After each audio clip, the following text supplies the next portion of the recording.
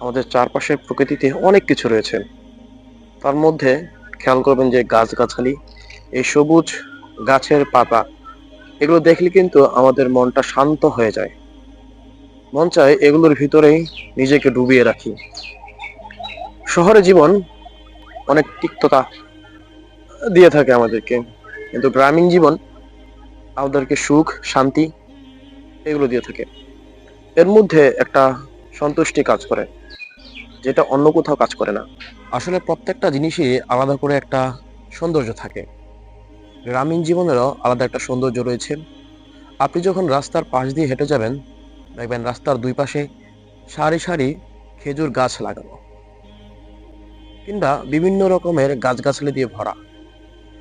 সকালে যখন রোদ ওঠে, সেই সময়টাতে যখন আপনি হাঁটবেন, বিশেষ করে মর্নিং ওয়াক যেটাকে বলা হয়, তখন কিন্তু আপনি একটা ঠান্ডা বাতাস পাবেন, যেটা শহরের আবহাওয়ায় আপনি পাবেন না।